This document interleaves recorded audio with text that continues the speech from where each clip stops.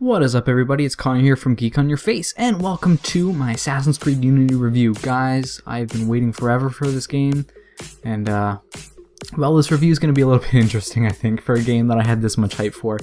But first off, if you can't already tell by my voice, I'm feeling a little bit under the weather, so if I am coughing and stuff like that, I do apologize, but not much that can really be done about it. But without further ado, let's get into the game that is Assassin's Creed Unity. Wow. Let's just start off by saying that we'll go tackle the story first. I think that the story is really cool. They're getting back to their roots with what motivates their characters, and I think that's a really strong point that they have always in Ubisoft games. Is the story is generally very good. Obviously, Ezio's storyline, my favorite story by far in any Assassin's Creed game, or any game of all that matter. Assassin's Creed 2 is my favorite game of all time, and that's why I'm happy with the story. They seem to be going back to the roots. I have yet to finish the story. Obviously, this game seems like it's going to be pretty long. Yeah, I'm in like sequence 6 or something like that, so probably got quite a bit to go, but right off the bat I can just tell that this is something that's going to be pretty nice. It's going to be pretty enjoyable. So unfortunately, the story is the first thing I'm going to say that's good, and now we're going to go on to something that I think is bad. We're going to try and alternate between good and bad here. What's bad? I am running this game on PC and playing on PC. I have to turn my quality settings to medium, which is still, obviously the game still looks really nice, but the problem is I shouldn't have to turn it down to medium. There's absolutely no reason why I can't play this game on high, or very high, or ultra high, with fine FPS, you know, no drop frames, any of that kind of stuff. The problem is I do drop frames, and that's not something that you could say I have pretty nice computer setup. It's not the best computer setup on the market. It almost is, but you know, it obviously could be improved. But the issue here is I've been reading a lot of reviews and stuff like on Kotaku, all that kind of stuff. People everywhere have been reporting that this game's frame rate sucks balls. People on the Xbox One and the PS4 are getting somewhere between 30 to 20 frames per second, and sometimes even below that. So that's absolutely not something that a next-gen title should be putting out, right? Like, it should be really awesome. It is because, you know, it's fairly new into the new next-gen life cycle. The issue here is PC's been around for a while. They should know how to make games for PC at the very least. And if PC people with awesome rigs are having problems running this game, there's obviously a problem with the optimization, and hopefully that gets fixed with a future patch. I think it definitely could, but for right now that actually does hamper your experience with the game a lot. You're fighting somebody and then all of a sudden it'll stutter and you're fucking dead, just like that. It's kind of hard to tell. The game seems to capture all the footage, so it's like when you're running the game you'll miss frames, but when it's recording, obviously it records all the frames regardless of if you see them or not. So the recording should be fine in the video right now. So just take my word for it, guys, that it does get choppy at some points. But another good point of the game is I do like the parkour system, the way it has been improved. It definitely has been improved.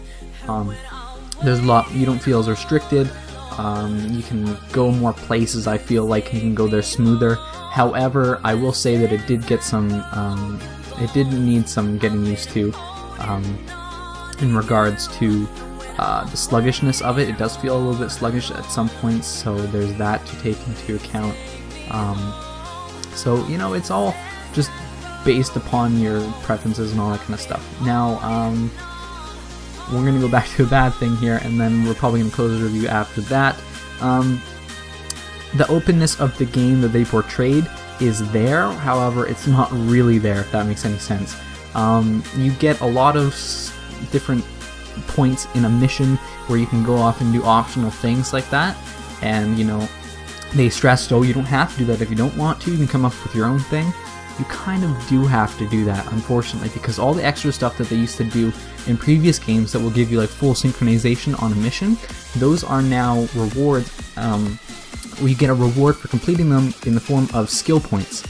So it's like your skill points, you know, they your skill points, how should I say this? They make your assassin better, obviously, but you maximize the amount of skill points that you get by doing these extra things. So you can't really not do them unless you want your assassin to suck, because then you won't get those those skill points at the end of the mission. So it is a little bit limiting, but I will say that this has a very dense world with a lot of things to do. But I found myself not really caring about a lot of the small stuff to do. I think that's something that Ubisoft needs to work on, because I found that in almost all their games, all their side missions and stuff, the little small things to do, they're kind of too small of things to do, you know what I mean? Like, I don't care. I don't want to go do that thing over there, because it doesn't remotely impact me in any great way during the actual game. So I think if they can rebalance their side missions and stuff like that in future games, it'll turn out a lot better, so that you actually want to go do the side missions a lot of the time. I just find myself, I don't really want to progress just yet. I'd like to go run around some more. That's when I'll do side missions. It's not like, oh, I really want to do that side mission because I can get an awesome thing for that. So yeah, the game is pretty decent. I don't think it quite lived up to the hype that I set it up for. It is a good game though. I would recommend it. I don't think I would recommend it at full price. I'd say if it goes down like 10 or 15 bucks, that's when I would grab it if I were you guys. I can't really comment on the multiplayer because I haven't been able to find anybody to play multiplayer with. I don't know if something needs to be patched or whatnot, but for right now, I can never find a co-op partner. It never matches me up with a co-op partner to start the missions, so that's unfortunate. But I will have a multiplayer review side, completely its own thing. So yeah, guys, that's it for my Assassin's Creed Unity review. I hope you guys enjoyed it. I hope it helps you save a couple bucks if you decide to wait. If not, there's nothing wrong with paying full price for a game like this. That's going to keep you busy for a long time, and I think you will like it once you actually get your teeth into it. Right off the bat, when I first started playing it, I was like, I don't like this. But now that I played it for a little bit, it is decent. It's just because I've been holding on to my Assassin's Creed 2 dreams that it would come back one day. But yeah, I will see you guys in the next video, and goodbye!